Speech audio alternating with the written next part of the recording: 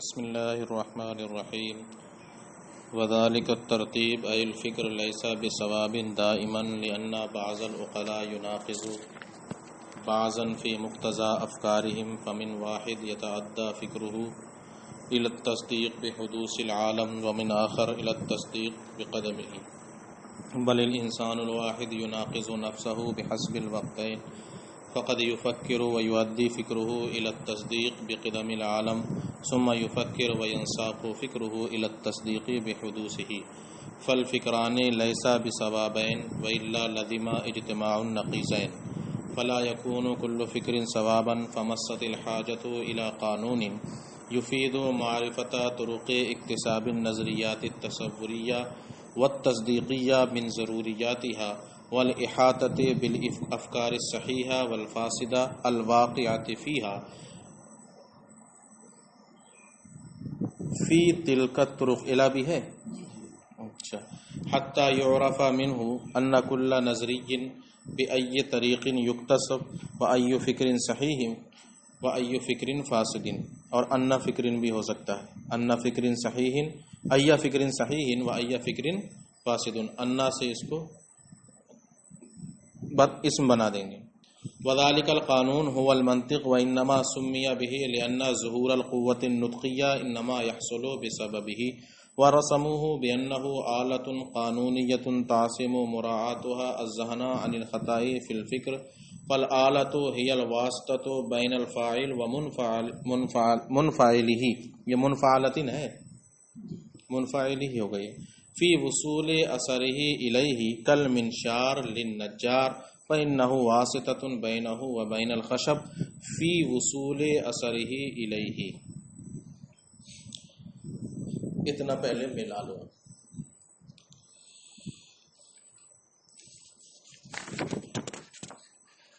مصنف نے یعنی ماتن نے صاحب رسالہ شمسیہ نے اپنے اس قال میں جو دعوے کیے تھے ان دعووں میں سے ہر ایک کی تفصیل شارح اپنی کتاب میں یعنی قطبی میں بیان کر رہے ہیں. پہلا دعویٰ تھا کہ بعض تصورات بدیہی ہیں اور بعض نظری ہیں، اسی طرح بعض تصدیقات بدیہی ہیں بعض نظری ہیں. اس کو تفصیل سے شارح نے بیان کر دیا. اس کے بعد ترتیب کی تعریف کل کے سبق میں تم نے بالتفصیل پڑھی. دوسری چیز یہاں قال کے بعد یہی بتایا تھا نا، یہ والفکر فکر کی تعریف کی تھی. پہلے یہ دعویٰ پھر دوسرا یہ تھا، اس کو تفصیل سے بیان کر دیا مکمل. اب تیسری چیز آئی وہاں سے کہ یہ ترتیب ہمیشہ صحیح نہیں ہوگی، یعنی منطق کی ضرورت غرض و غایت کیوں پڑ رہی ہے، تو اس کی علت بیان کرنا یہاں سے شروع کی تھی. فکر کی تعریف کرنے کے بعد اب فکر کی وجہ یعنی ترتیب کو بیان کر رہے ہیں اور منطق کی غرض و غایت وہ کیوں منطق کی ضرورت کیوں پڑی اس کو یہاں سے بیان کرنا شروع کرتے ہیں. تو انہوں نے تو اختصار کے ساتھ بیان کر دیا تھا کہ وہ ترتیب ہمیشہ صحیح نہیں ہوگی بلکہ بعض کے مخالف ہوں گے، تو ضرورت ہوگی ایسے قانون کی جو ذہن کو ان فکری خطاؤں سے کیا کرے، محفوظ کرے. اس کو تفصیل سے اور مثال کے ساتھ اب بیان کر رہے ہیں کون؟ شارح. انہوں نے تو اجمالاً بیان کر دیا، ان کا مقصد ہے شرح کرنا، تو اب شرح کر رہے ہیں. فرماتے ہیں کہ وہ ترتیب یعنی جو تصورات نظریہ کو تصورات بدیہیہ سے حاصل کرنے کے لیے جو امور معلومہ میں ترتیب دی جائے گی وہ ترتیب ہمیشہ صحیح نہیں ہوگی، بلکہ بعض عقلاء خود بعض کے مخالف ہوا کرتے ہیں. اس کی مثال دے رہے ہیں کہ بعض عقلاء غور و فکر کرتے ہیں اور امور معلومہ کو ترتیب دیتے ہیں تو وہ نتیجہ نکالتے ہیں کہ عالم حادث ہے مثال کے طور پر، اور دوسرے بعض ہوتے ہیں وہ بھی ترتیب دیتے ہیں اور وہ نتیجہ نکالتے ہیں کہ عالم قدیم ہے. مخالف ہو گئے کہ نہیں ہوگا دوسرے کے؟ بلکہ کہتے ہیں ایک ہی انسان دو وقتوں میں جب کبھی کبھی غور و فکر کرتا ہے تو اس کی فکر بدل جاتی ہے. ایک بار وہ غور و فکر کرتا ہے نتیجہ نکالتا ہے عالم حادث ہے، صحیح ہے، اور پھر اس کے ذہن میں بات دوسری پھنستی ہے، ذہن پلٹتا ہے، اب وہ غور و فکر کرتا ہے تو اب تک کہاں لے کر جاتی ہے؟ عالم قدیم ہے. بدل گیا کہ نہیں بدل گیا؟ تو عقلاء ہی نہیں بلکہ ایک انسان دو وقتوں میں غلطی کر جاتا ہے اور دونوں فکریں صحیح نہیں ہو سکتی. دونوں فکریں صحیح ہو ہی نہیں سکتی، ورنہ تو اجتماع نقیضین لازم آئے گا. عالم حادث ہے یہ بھی صحیح ہو اور عالم قدیم ہے یہ بھی صحیح ہو، ایسا ہو ہی نہیں سکتا، ورنہ تو کیا لازم آئے گا؟ اجتماع نقیضین. عالم حادث ہونا اس کے بالکل مخالف ہے کہ عالم کا قدیم ہونا. یہ دونوں نقیضیں ہیں، یہ دونوں جمع نہیں ہو سکتی اور دونوں ختم بھی نہیں ہو سکتی. نہ تو اجتماع لازم آ سکتا ہے اور نہ ہی دونوں ایک ساتھ ختم ہو سکتی ہیں، بلکہ کوئی ایک کیا ہوگی؟ صحیح ہوگی اور ایک غلط ہوگی. تو دونوں صحیح بھی نہیں ہو سکتی اور دونوں ختم بھی نہیں ہو سکتی، غلط بھی نہیں ہو سکتی. اب جب دونوں فکریں صحیح بھی نہیں ہیں، دونوں ختم بھی نہیں ہو سکتی، دونوں جمع بھی نہیں ہو سکتی، تو ضرورت ہے کہ کوئی ایسی چیز لائی جائے، کوئی ایسا لایا جائے، آلہ لایا جائے جو یہ پہچان کرا دے کہ اس میں کون سی فکر صحیح ہے اور کون سی غلط ہے. یا یہ ترتیب دینے کا جو طریقہ ہے، یہ طریقہ کون سا والا صحیح ہوگا اور کون سا والا غلط ہوگا. تو جو چیز یہ بتائے اور ذہن کو فکری خطاؤں سے بچائے، اسی کا نام کیا ہے؟ منطق. وہ والا کیا ہے؟ منطق. ملاؤ. وذالک ترتیب ایل فکر، اور وہ ترتیب یعنی کہ فکر ہمیشہ صحیح نہیں. لأن بعض العقلاء يناقض بعضا. اب ترجمہ کروں گا صرف اس لیے کہ بعض عقلاء اپنے افکار کے مقتضا میں بعض کے مخالف ہوتے ہیں، تو کوئی کسی کی فکر اس کو عالم کے حادث ہونے کی تصدیق تک پہنچاتی ہے. حتی یتعدی فکرہ الی التصدیق بحدوث العالم. تو کسی کی فکر اس کو عالم کے قدیم ہونے، عالم کے حادث ہونے کی تصدیق تک پہنچاتی ہے، جبکہ دوسرے کی فکر اس کو عالم کے قدیم ہونے تک پہنچاتی ہے.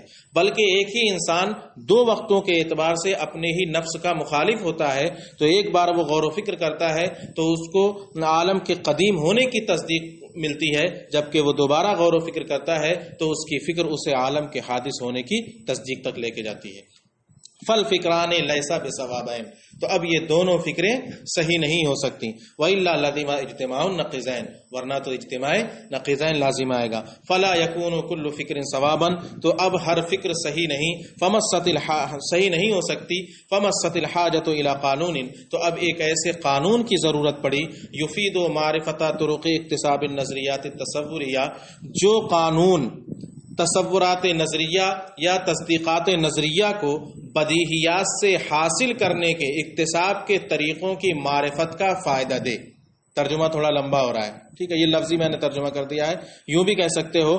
تو ضرورت پڑی ایسے قانون کی جو قانون تصور نظری یا تصدیق نظری کو بدیہی سے حاصل کرنے کے طریقے کو بتائے. ٹھیک ہے، طریقے کو بتائے.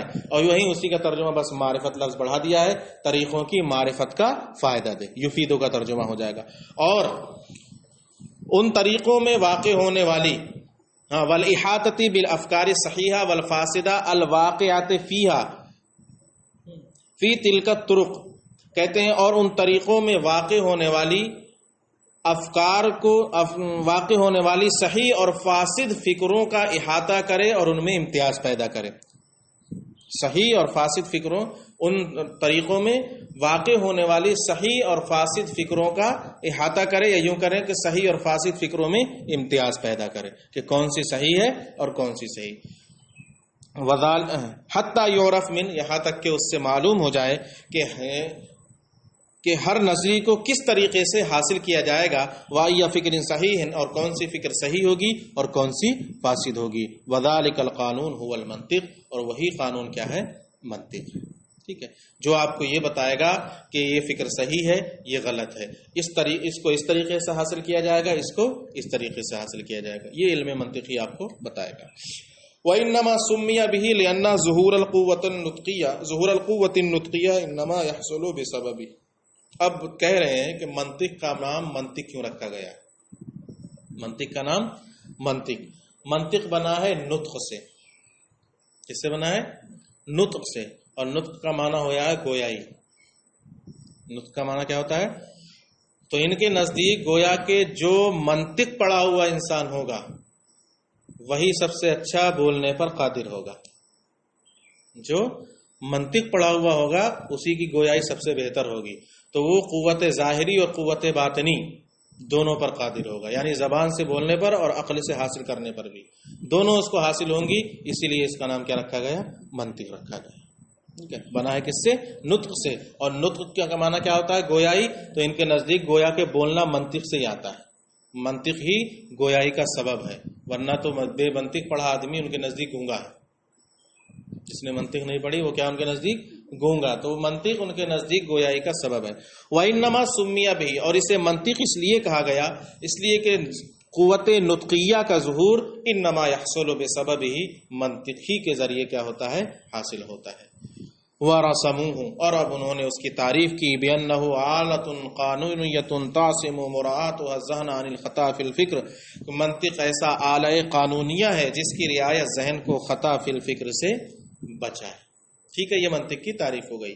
اب ایک ایک لفظ کی تشریح کریں گے. منطق کی تعریف میں آلے کا لفظ آیا، قانونیتن کا لفظ آیا، پھر انہوں نے کہا تعصم مراعاتها الذہن عن الخطاء فی الفکر. یہ تین چیزیں ہوئیں کہ نہیں ہوئیں؟ ہر ایک کی تشریح الگ الگ کریں گے. پہلے سب سے پہلے آلہ. آلہ کسے کہتے ہیں؟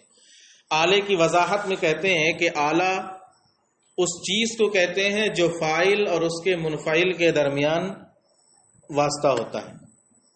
کیسے؟ فاعل کے اثر کو منفعل تک پہنچانے کا ذریعہ. فاعل کہتے ہیں کرنے والا، اور منفعل اس کے اثر کو قبول کرنے والا. انفعال سے بنا ہے نا، اور انفعال کی خاصیت کیا ہے؟ تاثر کو قبول کرنا، تاثیر کو قبول کرنا. تو طلب ماخذ جسے کہتے ہیں، طلب ماخذ، فعل کو قبول کرنا. اب جب دو چیزیں ہوئیں، فاعل کوئی بھی کام آپ انجام دیں گے تو آپ کے کرنے سے جو کام پایا جا رہا ہے کوئی دوسری چیز ایسی ہوگی جو اس کو قبول کر رہی ہوگی. مثلا آپ ایک ورق پھاڑیں گے، کیا کریں گے؟ ایک ورق، تو پھاڑنے کا کام آپ کر رہے ہیں، فاعل ہوئے. پھٹ کیا رہا ہے؟ کاغذ. کیا پھٹ رہا ہے؟ تو پھٹنے کو قبول کون کر رہا ہے؟ یہ منفعل ہو گیا. یہ کیا ہو گیا؟ منفعل ہو گیا. آپ لکڑی کو کاٹ رہے ہیں، کاٹنے والے آپ ہو گئے فاعل. کٹنا قبول کون کر رہا ہے؟ لکڑی. لکڑی کیا ہو جائے گی؟ اور کس چیز کے ذریعے کاٹ رہے ہیں؟ آری کے ذریعے. تو آپ کے کاٹنے کا جو اثر ہے وہ لکڑی تک کس کے ذریعے پہنچ رہا ہے؟ آری کیا ہو جائے گی بیچ میں؟ آلہ ہو جائے گی. یہ آری کیا ہو جائے گی بیچ میں؟ آلہ. تو وہی کہتے ہیں آلہ جو فاعل کے اثر کو منفعل تک پہنچانے کا ذریعہ ہو، اسی کو کیا کہتے ہیں؟ آلہ کہتے ہیں، واسطہ. سمجھ میں آ گیا اتنا؟ ملاؤ. فالآلۃ ہی الواسطۃ بین الفاعل و منفعلہ. یہ منفعلۃ نہیں ہوگا، وہ منفعل، اس کے منفعل کے درمیان. ٹھیک ہے. فی وصول اثرہ الیہ. آلہ کہتے ہیں، آلہ وہ شے ہے جو فاعل اور اس کے منفعل کے درمیان فاعل کے اثر کو منفعل تک پہنچانے کا واسطہ ہو، ذریعہ ہو. ٹھیک ہے. کل منشار للنجار، جیسے کہ آری بڑھئی کے لیے. فإنہ واسطۃ بینہ و بین الخشب فی وصول اثرہ الیہ. کیونکہ آری بڑھئی اور لکڑی کے درمیان بڑھئی کے اثر کو لکڑی تک پہنچانے کی کیا ہے؟ ذریعہ ہے، اس کا سبب ہے. ٹھیک ہے. تو اب دیکھو فی وصول اثرہ الیہ، یہ جو ایک قید لگائی ہے، اس سے آلے کی تعریف سے علت متوسطہ کو خارج کرنا مقصود ہے. کس کو خارج کرنا ہے؟ علت متوسطہ. علت متوسطہ اور آلے میں تھوڑا سا فرق ہوگا. آلہ جو ہوتا ہے یہ فاعل کے اثر کو منفعل تک پہنچاتا ہے، فاعل کے اثر کو منفعل تک. علت متوسطہ علت بعیدہ کے اثر کو منفعل تک نہیں پہنچاتی. اس کو یاد رکھنا. اس کو کیسے سمجھیں گے؟ مثلا ایک چیز سے کوئی چیز صادر ہو رہی ہے، ایک چیز کسی چیز سے صادر ہو رہی ہے، لیکن جس چیز سے صادر ہو رہی ہے وہ کسی اور چیز سے صادر ہو رہی ہے. مثلا آ علت ہے با کی، آ علت ہے کس کی؟ اور با علت ہے جا کی. با علت ہے کس کی؟ تو گویا کہ کہیں نہ کہیں آ بھی جا کی علت ہوگا. وہ کہتے ہیں نا دوست کا دوست دوست ہوتا ہے، بولتے ہیں نا اس کو، دوست کا دوست دوست ہوتا ہے. تو علت کی علت بھی کیا ہوتی ہے؟ اس شے کی علت ہوتی ہے. میں آپ کو بتاؤں، اب تو نہ کرتے ہو شاید، بچپنے میں ایک کام کیا کرتے تھے، اینٹیں کھڑی کرتی، ایسے کھڑی ہو گئی اینٹیں لائن سے. اب یہاں ایک کو ہلکے سے دھکا ماریں گے، اب اس سے دوسری، دوسری سے تیسری، تیسری سے چوتھی، ایسی گرتی چلی جائیں گی. گریں گے کہ نہیں گریں گے؟ تو اب جو مثال کے طور پر آخری والی آپ نے 4 اینٹیں لگائیں، یوں آپ نے اس کو دھکا مارا، اس سے یہ ٹکرائی، یہ گری، اس سے تیسری ٹکرائی، وہ گری، اور تیسری سے چوتھی ٹکرائی، وہ گر گئی کہ نہیں گر گئی؟ تو چوتھی جو گر رہی ہے وہ کس کی وجہ سے گر رہی ہے؟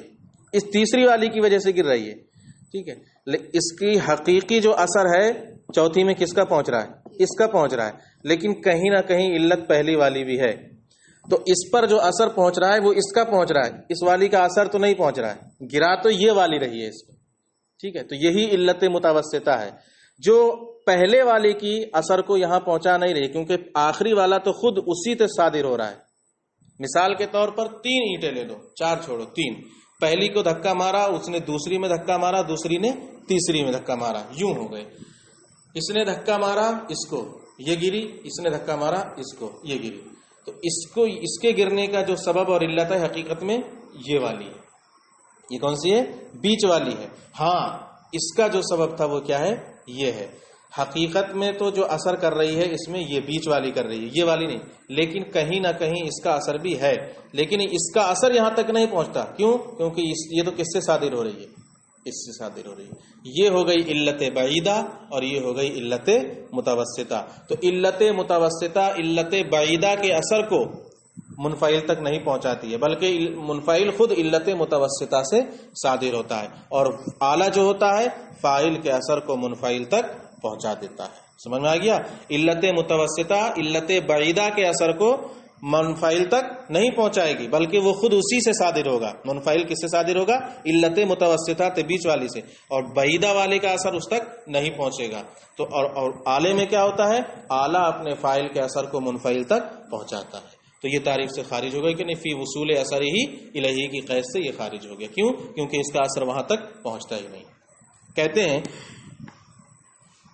فالقید الاخیر، یعنی فی وصول اثرہ الیہ کی جو قید ہے یہ علت متوسطہ کو اعلی کی تعریف سے خارج کرنے کے لیے ہے. کیوں؟ علت متوسطہ علت بعیدہ کے اثر کو معلول تک یعنی منفعل تک نہیں پہنچاتی. کہتے ہیں فإنها واسطۃ بین فاعلها و منفعلها، کیونکہ علت متوسطہ اپنے فاعل اور منفعل کے درمیان واسطہ ہوتی ہے. اپنے فاعل اور منفعل کے درمیان واسطہ ہوتی ہے. بھائی یہ 3 ہے، یہ کیا ہے؟ 3 ہے. اس کا فاعل تو یہی ہوا نا، ٹھیک ہے، اور اس کا فاعل یہ ہوا. تو دونوں کے درمیان واسطہ تو ہے، لیکن اس کے اثر کو یہ یہاں تک نہیں پہنچائے گی، یہاں تو اسی کا اثر پہنچے گا. کہتے ہیں اس لیے کہ علت متوسطہ اپنے فاعل اور منفعل کے درمیان واسطہ ہوتی ہے. از علت الشیء علت لذالک الشیء، اس لیے کہ علت کی علت بھی اس شے کی کیا ہوتی ہے؟ علت ہوتی ہے. علت کی علت اس شے کی علت. فَإِنَّ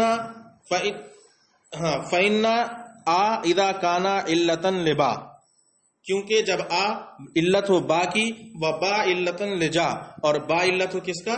جا کا. کانا آ علتن لجا، تو آ بھی جا کی علت بنے گا، لیکن بواسطت با، لیکن کس کے واسطے سے؟ با کے واسطے سے. سمجھ میں آ رہا ہے نا؟ الا انها ليست بواسطه بينهما في وصول اثر العلت البعیدہ الى المعلول، لیکن مگر وہ علت متوسطہ علت بعیدہ کے اثر کو معلول تک پہنچنے کا واسطہ نہیں ہوگی. وہ علت متوسطہ علت بعیدہ کے اثر کو معلول تک پہنچانے کا واسطہ نہیں ہوگی. لأن اثر العلت البعیدہ لا يصل الى المعلول، کیونکہ علت بعیدہ کا اثر تو معلول تک پہنچتا ہی نہیں. فضلا عن ان يتوسط في ذلك شيء آخر، چہ جائے کہ کوئی دوسری چیز اس اثر کو پہنچائے. بھائی پہنچاتی تو جب پہنچتا، جب اثر پہنچتا ہی نہیں علت بعیدہ کا، تو بیچ میں آ کر پہنچائے گا کون؟ بیچ میں آ کر پہنچائے گا کون؟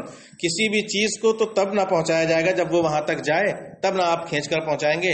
جب یہ چیز یہاں تک جا ہی نہیں رہی ہے تو پہنچانے کا کوئی مطلب ہی نہیں ہوتا. تو علت بعیدہ کا اثر جب یہاں تک آ ہی نہیں رہا ہے تو بیچ والی پہنچائے گی کہاں سے؟ اس کا تو یہیں آ کے ختم ہو گیا. ہاں اس کا ختم ہوا، اب اس کی وجہ سے اس میں پیدا ہوا، اب اس نے اس میں اثر کیا، تو یہ اس سے صادر ہو رہی ہے، اس کا اثر نہیں پہنچ رہا یہاں پر. وَإِنَّمَا الْوَاصِلُ إِلَيْهِ أَثَرُ الْعِلَّةِ الْمُتَوَسِّطَةِ لِأَنَّهُ صَادِرٌ مِنْهَا، اور ہاں اس تک جو پہنچ رہا ہے یعنی معلول تک پہنچنے والا وہ علت متوسطہ کا اثر ہے، اس لیے کہ وہ اسی سے صادر ہو رہا ہے. معلول کس سے صادر ہو رہا ہے؟ علت متوسطہ سے صادر ہو رہا ہے. وَهِيَ مِنَ الْبَعِیدَہ، اور علت متوسطہ کس سے صادر ہو رہی ہے؟ علت بعیدہ سے. سمجھ میں آ گیا؟ ہو گیا پورا.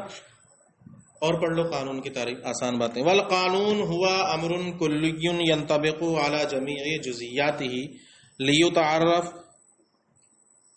احکامها منه كقول النحاة الفاعل مرفوع فإنه امر کلی منطبق على جميع جزئیاته.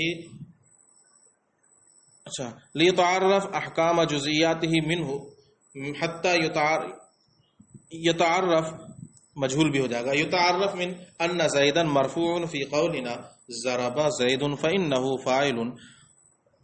اب بتا رہے ہیں قانون کا معنی، آلے کا معنی بتا دیا. اب کہتے ہیں قانون کہا گیا منطق ایسا آلہ قانونیہ ہے. قانون کسے کہتے ہیں؟ قانون کی تعریف کر رہے ہیں. کہتے ہیں قانون ایک ایسی امر کلی ہے جو اپنے تمام جزئیات پر منطبق ہو اور اس سے اس کے تمام جزئیات کے احکام معلوم ہو جائے.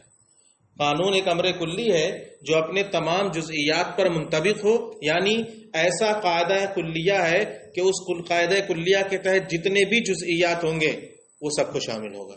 جیسے مثال کے طور پر نحویوں نے ایک قاعدہ بنا دیا کل فاعل مرفوع، ہر فاعل کیا ہوگا؟ یہ قاعدہ کلیہ ہے. ٹھیک ہے، اب اسی کی روشنی میں جب یہ قاعدہ بنا دیا کہ ہر فاعل مرفوع ہوگا، اب آپ نے کہا ضرب زیدن، کیا کہا؟ ضرب زیدن. اب آپ کہیں گے زید فاعل. زید کیا ہے اس مثال میں؟ فاعل ہے. وکل فاعل مرفوع، اور ہر فاعل کیا ہوتا ہے؟ فزید مرفوع، لہذا زید مرفوع ہوگا. قاعدہ کلیہ کے تحت آ گیا کہ نہیں؟ تو ایک قاعدہ کلیہ بنا دیا تھا نحویوں نے. اب آپ نے جب اس کو صغرا قرا سیٹ کیا، اپنے جزئیات پر منطبق ہو رہا ہے کہ نہیں منطبق ہو رہا ہے؟ اس کو ہٹا دو، نصر زیدن، نصرہ، اب تو دوسرا فاعل آ گیا، اب ذرا والا ختم ہو گیا، نصرہ زیدن. اب آپ یہاں بھی کیا کہیں گے؟ زید فاعل، زید فاعل ہے. وکل فاعل مرفوع فزید مرفوع. اب کتنے بھی دنیا میں فاعل ہو جائیں، جب بھی کوئی فاعل آئے گا اس قاعدے کے تحت، وہ سب کے سب کا اعراب کیا نکلتا جائے گا؟ مرفوع ہونا. کیوں؟ کیونکہ ایک قاعدہ کلیہ نحویوں نے بنا دیا ہے کل فاعل مرفوع. ایسے ہی منطقیوں نے بھی ایک آلہ قانونیہ، یعنی منطق ایک آلہ قانونیہ ہے جس کی رعایت ذہن کو خطا فی الفکر سے بچائے. آپ اس کی رعایت کریں گے تو ذہن خطا فی الفکر سے بچتا چلا جائے گا. تو قانون کہتے ہیں ایک ایسا امر کلی جو اپنے تمام جزئیات پر کیا ہوتا ہو؟ منطبق ہوتا ہو، اور اس کے ذریعے اس کے تمام جزئیات کے احکام کو معلوم کر لیا جائے. قانون وہ امر کلی ہے جو اپنے تمام جزئیات پر منطبق ہو اور اسی سے اس کے احکام کی معرفت حاصل ہو جائے. جیسے کہ نحویوں کا قول فاعل مرفوع ہوتا ہے، تو یہ ایک امر کلی ہے جو اپنے تمام جزئیات پر منطبق ہوتا ہے اور اسی سے اس کے جزئیات، اس کلی کے تمام جزئیات کے احکام کی معرفت حاصل ہو جاتی ہے. یہاں تک کہ یہ بھی معلوم ہو جاتا ہے کہ ہمارے قول ضرب زیدن میں زید کیا ہے؟ مرفوع ہے. کیوں؟ کیونکہ ہم اس طرح کہیں گے زید فاعل وکل فاعل مرفوع فزید مرفوع. وَإِنَّمَا كَانَ الْمَنطِقُ أَعْلَى لِأَنَّهُ وَاسِطَةٌ بَيْنَ الْقُوَّةِ الْعَاقِلِيَّةِ عَاقِلَةِ وَبَيْنَ الْمَطَالِبِ الْكَسْبِيَّةِ فِي الْاِكْتِسَابِ. ہاں، اب کہہ رہے ہیں کہ منطق کو اعلیٰ کیوں کہا؟ آلے کی تعریف تو آپ نے پڑھ لی کہ جو اپنے فاعل اور منفعل کے درمیان کیا ہو؟ واسطہ ہو. منطق کیسے اعلیٰ ہے؟ تو کہتے ہیں یہ بھی اعلیٰ ہے. منطق مطالب کسبیہ کو حاصل کرنے میں قوت عاقلہ اور مطالب کسبیہ کے درمیان کیا ہے؟ اعلیٰ ہے. بدیہیہ سے کس کو حاصل کریں گے آپ؟ نظریات کو. اور نظریات کو جب آپ حاصل کریں گے تو غور و فکر کریں گے، اور غور و فکر ہمیشہ صحیح نہیں ہوتی، کبھی غلط بھی ہو جاتی ہے. تو ضرورت ہے کس کی؟ ایک ایسے آلے کی. تو منطق جو ہے، یہ جو مطالب کسبیہ آپ حاصل کر رہے ہیں ان کو حاصل کرنے، اور حاصل کون کرے گا؟ قوت عاقلہ. ان دونوں کے درمیان کیا ہے؟ واسطہ ہے کہ نہیں واسطہ ہے؟ تو قوت عاقلہ یہ فاعل کے درجے میں ہوئی، اور مطالب کسبیہ یہ کس کے درجے میں ہوئی؟ منفعل کے درجے میں. قوت عاقلہ کا جو اثر ہوگا وہ کہاں پہنچے گا؟ مطالب کسبیہ میں. اور پہنچائے گا کون؟ منطق. ٹھیک ہے، تو اعلیٰ ہو گیا کہ نہیں اعلیٰ ہو گیا؟ اور کہتے ہیں کہ منطق یہ اعلیٰ ہے قوت عاقلہ اور قوت عاقلہ اور مطالب کسبیہ کے درمیان اکتساب میں، یعنی جب آپ حاصل کریں گے. وَإِنَّمَا كَانَ قَانُونًا، اور اس کو قانون اس لیے کہا گیا اس لیے کہ اس کے تمام مسائل قوانین کلیہ ہیں جو اپنے تمام جزئیات پر منطبق ہوتے ہیں.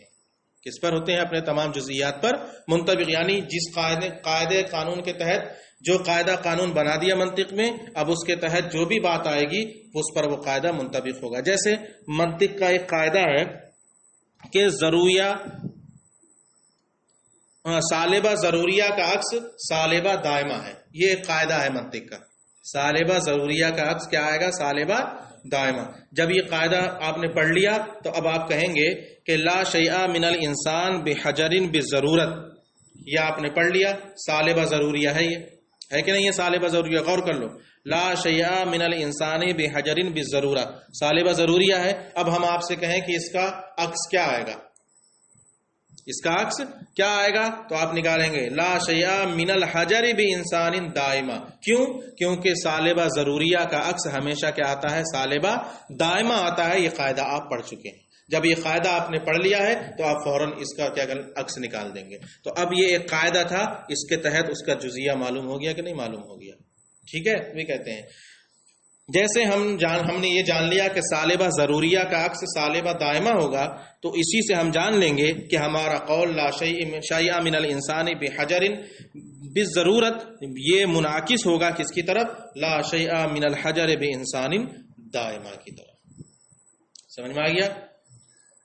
ایک اور پڑھا دوں، آخری قید تعصم مراعاتها الذہن عن الخطا فی الفکر. 1.5 لائن ہے، پڑھ لو، بات پوری ہو جائے گی تعریف. کہتے ہیں یہ جو کہا مصنف نے جس کے رعایت ذہن کو خطا فی الفکر سے بچائے. یہ کیوں کہا؟ یہ کیوں نہیں کہا منطق ذہن کو خطا فی الفکر سے بچائے؟ کہہ رہے ہیں منطق کے قانون کی رعایت ہی تو ذہن کو خطا فی الفکر سے بچائے گی. نفس منطق نہیں بچاتی ہے. نفس منطق، ایک منطقی ہو، منطق پڑھا لکھا ہو اور اس کے قواعد کی رعایت نہ کرے تو کیا وہ صحیح فکر حاصل کر سکتا ہے بس منطق پڑھ لینے کی وجہ سے؟ تب تو پھر ہر منطقی بہت بڑا منطقی ہو جاتا.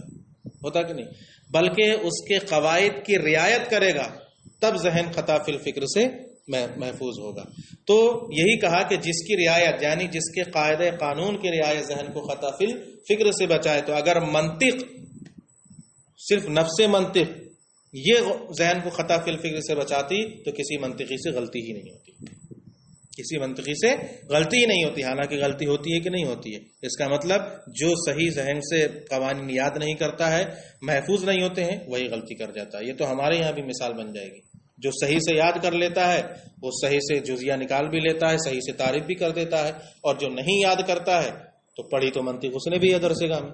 تو اگر منطق پڑھ لینے ہی سے سب کچھ صحیح ہو جاتا تو غلطی اس سے نہیں ہونا چاہیے تھی، لیکن ہو رہی ہے. اس کا مطلب رعایت نہیں کر رہا ہے ذہن، اس کو محفوظ نہیں کر. اور مصنف نے یہ فرمایا کہ جس کی رعایت ذہن کو خطا فی الفکر سے بچائے، کہتے ہیں لأن المنطق لیس ہوا نفسہ یعصم الذہن عن الخطا، اس لیے کہ نفس منطق ذہن کو خطا فی الفکر سے نہیں بچاتی ہے.